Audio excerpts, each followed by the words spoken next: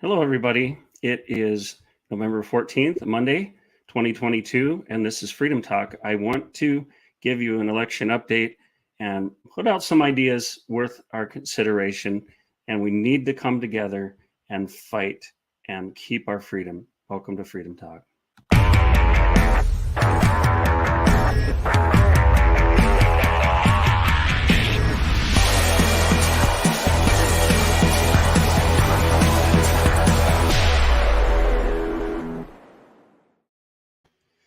So, hi, welcome to Freedom Talk. I hope you all are having a good day. If you're, hang on one second.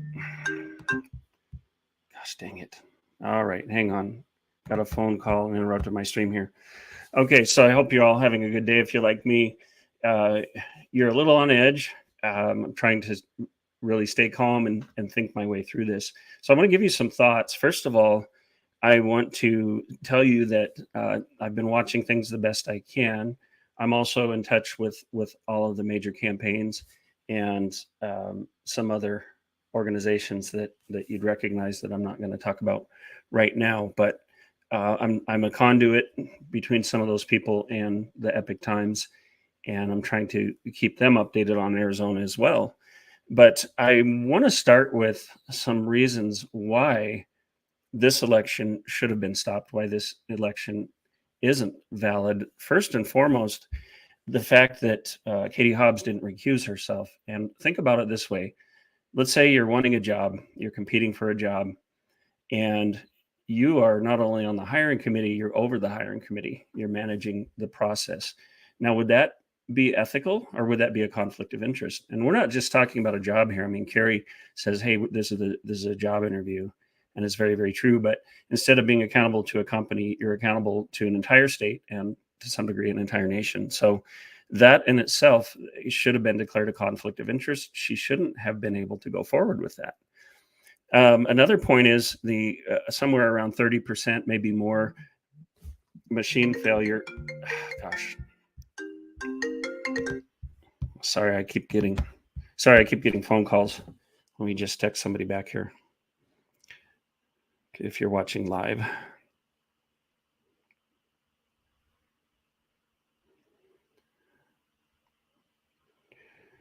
Okay, hopefully I won't get interrupted by more phone calls. The timing, I've sat here for 2 hours and not gotten any phone calls. The moment I go on camera, that happens. But I was saying the 30+% machine failure of the tabulator machines, and we're getting a lot of stories of people being turned away and not being able to vote. People have to go to work, they have to get home to take care of the kids, and that I've heard people say is voter suppression, and I couldn't agree more. Now, it's my understanding that some of the people who went when the machines wouldn't take their ballots, they put them in this box number 3. And then my best understanding is that these ballots got intermingled with ballots that had already been processed. So, how do we figure out which votes haven't been counted yet? And it's also my understanding, and that this may have been updated, but that those votes haven't been counted. And I know many people are contacting me saying, hey, I try to check on my ballot and either it hasn't been counted yet or they're telling me I didn't vote. There's a lot of that going on. We have to look into that. And these are races where every single vote counts. And so that's number 2 reason this election should have been stopped. And I think, we ought to consider a redo if that's even possible. So the third reason is, frankly, this has taken so long. Florida got their election done in a day, and they have 21 million people. We have something like 7. So I do believe, I really believe this is time for them to figure out how to change the numbers. Basically, time to cheat, because what I'm hearing is that they're waiting to see the numbers and then they're adjudicating ballots, which means they kick them out and say, well, we've got to determine what the voter meant because it's not clear. So they basically get to pull out ballots and say, well, I think they voted for this person. I think they meant this. I meant that. And now everyone's encouraging from Kari Lake to, Kirk at Turning Point, everyone that I'm seeing is saying, look, contact your county processing center, get on their website and check to see the status of your ballot. And some of you may need to curate them, which means if they put them into adjudication, my understanding is you tell them what you intended, you tell them who you voted for. So I think this time it gives a lot of space to monkey with the system. And what we need to do, here's where I'm at, because I've run into people who are saying, "Oh man, it's like 2020. They cheated again. What are we going to do if we complain? They're just going to say we're whiners and it's sour grapes." First of all, we don't need to care what the other side's opinion is. They yell at us all the time anyway. We don't need to make factor that into our decision. Okay, you say I'm sour grapes. You say I'm an election denier. Okay, whatever. That's your opinion. Okay, but in a free country, we have the right to challenge something. We have a right to demand a recount, a hand recount. We have the right to question and to hold people to account. Now, if Katie's running the election herself, do you think she has any motive to really want to win? That's unacceptable. So, I I'm for. I hear people saying, "Look, we lost another one. They cheated. Move on." No way. No way. We can't accept that. And frankly, I think we're in a position different than 2020 where people are watching this. We've got lawyers working on it, we've got citizens working on it. I think we're in a position to expose all of this. Now, Kerry still has a good chance to win, I think. Some of the numbers yesterday weren't quite what we wanted. I saw some Pinell County numbers today that were favorable, but this is neck and neck, folks. So please go to my Instagram at Real Freedom Talk if you want to find the links to check on your ballot, to curate your ballot. I'm trying to put that out as much as I can. Now, responses to this, I've already talked about kind of that defeatist attitude. I literally talked to someone the other day who said, "Oh, now they're going to start rounding us up." I mean, he was absolutely depressed, and I understand that. But look, we need to return the power to the people. We need to be able to speak freely. And if there's any Democrats out there watching, you got to understand, if we allow abuse of the system on either side, it's going to come around. What goes around comes around. So I'm fighting as best I can. I'm talking to a lot of people. I'll have some more information later, but I'm not in a place to accept that, hey, there were some uh, wrong things that were done. There were conflicts of interest. There was a monkeying with the election. We weren't served properly. Look, we're like the customers, only more so, because as I think it was Thomas Jefferson said, the only legitimate source of power is the people. So not only do we have a right to question these things, we have a duty. And anybody who wants to label us election deniers, or say we're poor losers or anything like that, ignore that. Ignore that. It's part of the American character, our constitutional rights to always ask questions. Now, I'm hearing from some, we don't want protests right now. We want to give this a chance, see what happens. We want to give the lawyers like Harmeet Dillon a chance to work on this. But I think that's something that should be in the back of our minds. If we really, really see that there has been fraud, that there has been an election process that has denied a chance for fair elections, then yeah, I do think we need to get out, make our voices heard, fill the streets. I'm trying to get the latest on Brazil, but the people there just got fed up and took to the streets. I heard yesterday, I hope it's true, that the military is with the people. And I want to encourage anybody, if you're law enforcement, remember your oath to the Constitution. I've been saying this for 2 years. I was just following orders doesn't cut it. Look at this issue closely. If you see that there has been fraud, if you see that people's constitutional right to a fair vote has been infringed, then stand up. Look, I lost a job because I stood up, because I was vocal. I lost a business in part because of that. I'm very fortunate. I feel blessed right now that I work for the Epic Times. I'm being forming an Arizona team, and I'm quite likely to have a new show. and I'll give you more details on that later. But I just want to tell you, my journey has been that we were attacked. If you haven't seen the arrest video from September 15th, 2020, send me a message. I'll give you that video. But to make a very long story short, we stood up. We decided, look, we're going to follow the Constitution and the Bill of Rights. Not and by the way, our business never didn't pass an inspection. We were never non-compliant, and the county fraudulently put us up on the wall as non-compliant. We had just, imagine this, you just passed your inspection and they put you up on the wall as non-compliant. Can you imagine the problems that caused for us? But a lot of the community rallied around us. Toward the end of our battle with the county, they were going to come out and do an inspection. It was around masks, and there was no mask mandate.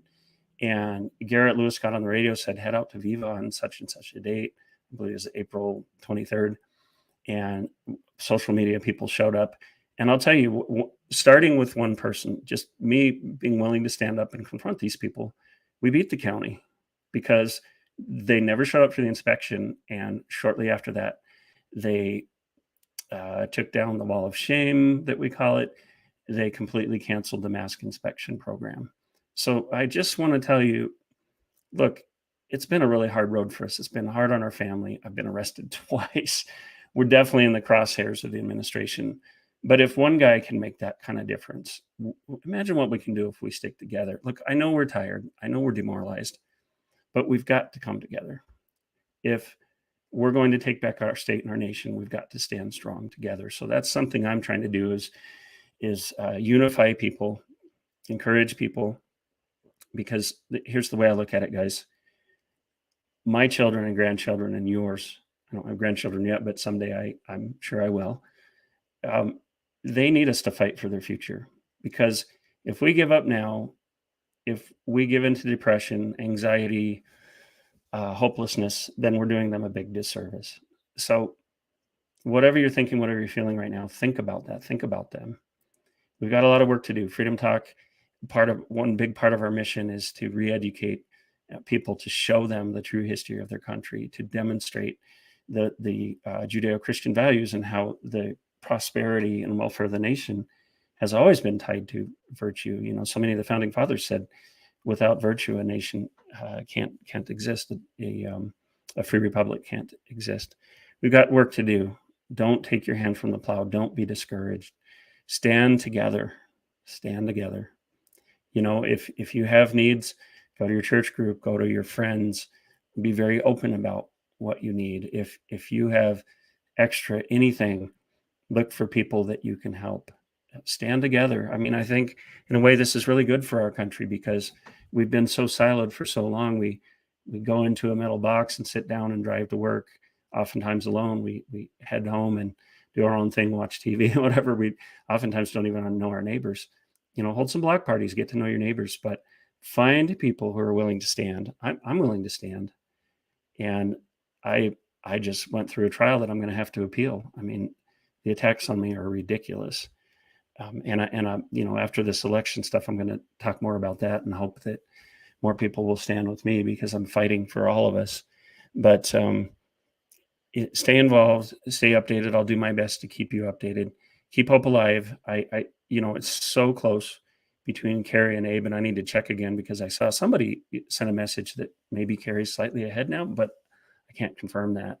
Keep on your knees, pray about it. Ultimately, I don't think, I was just talking to someone from Bannon's War Room, and they said, Jesus made a whip and cleansed the temple. And I said, and Paul appealed to his Roman citizenship. And really, Jesus went after the leaders. He held them accountable. He called them for what they were. And if he was a pacifist, he would have been crucified much sooner. When he went to his torture and death, it's because he allowed it, and he could have stopped it. He did something completely selfless. And we need to be, look, Christian or not, if you want to just take this as a story, there's a good lesson in it. And that is, we all have to be willing to make some sacrifices. We all have to be willing to stand up and take some hits because there's too much at stake. So anyway, guys, thanks for listening. Please share this video. Please consider donating to Freedom Talk, both for the work that we do, but also for this appeal that I have to fund legally. You'll find everything at linktapgo.com/Kelly. I do have, and you can access it there, but I do have a Give Send Go page, and it's givesendgo.com/Freedom Talk. So we've had about $300 worth of donations so far. Thank you so much. I've got a great lawyer. He's going to appeal, but I need to pay him, and he's been more than generous. But you know, he's worth his hire. So I'll probably bring him on soon. I'm really grateful for him. I'm grateful for other lawyers like Harmeet Dillon, who's volunteering her time. She's come from California to Arizona, and she's fighting hard. So I want to leave you with this. There are a lot of people fighting for you, and we need you to fight right alongside us. And I have a lot of good connections. I'm in the mix, but I'm just one person. I'm still just a guy with a family. But don't ever think that you can't do a lot. Don't ever think that even if you can only do a little bit, that it doesn't matter, because it matters greatly. So keep standing your ground. We don't advocate violence ever unless it's absolutely necessary for defense. But what we do on our side of things is we hold the line. We stand strong. We find out where that line is, and we say, kind of like Gandalf, you will not pass. Okay. So keep positive, guys. If anybody's really having a hard time, contact me. I'll talk to you. I'll be honest. I have hard moments. I have difficult moments, but I have friends. My wife is great about, lifting me up. She knows when I'm kind of sliding into a dark place. Surround yourself with friends. We're here for you. A lot of people are here fighting for you. So have a good day. I'll be back with an update as soon as I can.